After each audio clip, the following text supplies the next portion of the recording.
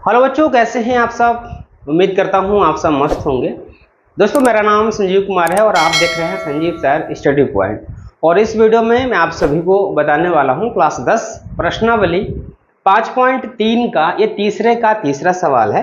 बच्चों, इसमें मुझे क्या याद करना है। देखिए, इसमें दिया है 12वें पद का मान 37 से। ये भैया A12 दिया है, इसका मतलब 12वां पद है ना। 12वां पद मेरे पास 37 दिया है और D माने सार्वधातुक E भी हमारा दिया है 3।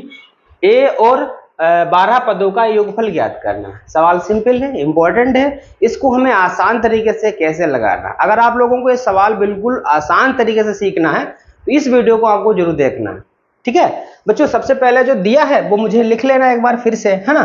बहुत ही सिंपल सवाल है। मैथ को जो बच्चे कठिन मानते हैं, कठिन नहीं होती है, बस समझने की बात है।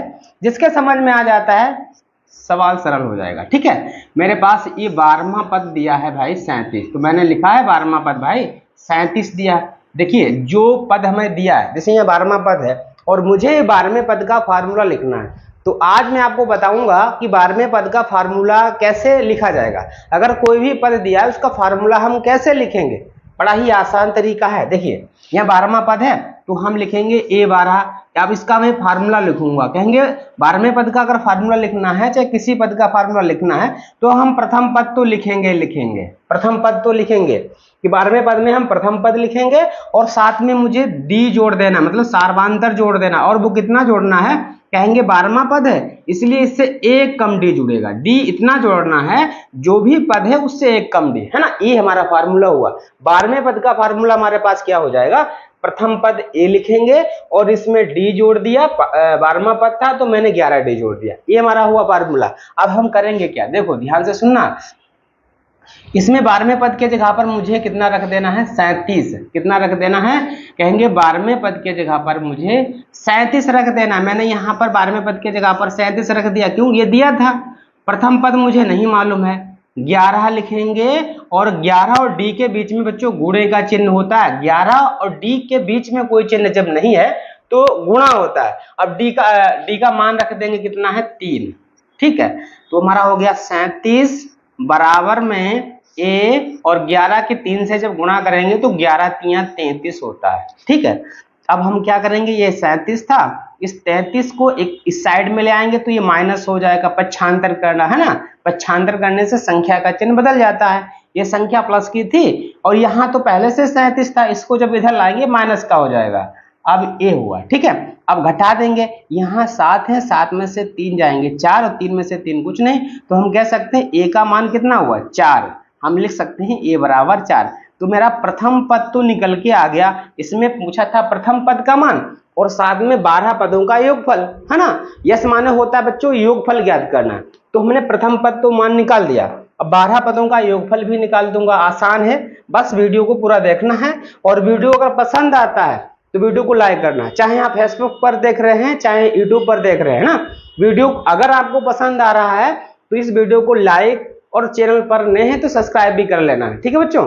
अब सबसे पहले मुझे पदों का योगफल निकालना है, तो हम सूत्र लिखेंगे। देखिए, यस माने होता है सम योगफल होता है, ठीक है। और कितने पदों का है, 12 पदों का, लेकिन हम पहले लिखेंगे एस एन, ठीक है। यस एन पदों का योगफल का फार्मूला होता है n/2।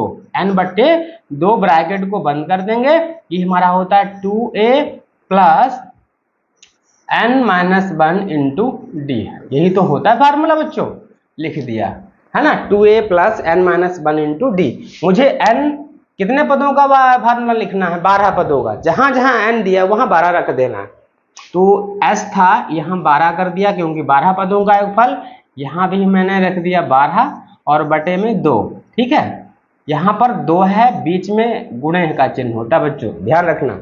गिनतियों के बीच में हमारे पास गुणे का चिन्ह है और ए का मान मैंने अभी निकाला है 4 है, तो मैंने यहाँ पर रख दिया 4 प्लस लगा देंगे। एन का मान 12 है, माइनस लगा दिया और डी का मान भी मुझे पता है 3 है। सारे मान मैंने सूत्र में भर दिए हैं और भरने के बाद अब मुझे क्या कर देना, सरल कर देना है। 12 पदों का योगफल निकल के आ जाएगा, ठीक है। अब इसको हम सेम लिखेंगे, इसको 2 से डिवाइड हो जाएगा, 2 छंग 12। तो यहाँ कितना आ गया, 6 आया और 2 की 4 से गुणा करेंगे, 2 चौको 8 होता है और प्लस में 12 में से 1 जाएगा तो हमारा 11 बचेगा और गुणे का चिन्ह लगा तो हम गुणे का चिन्ह लगाएंगे। ठीक है, यस 12। ठीक है, बराबर में हमारे पास 6 था।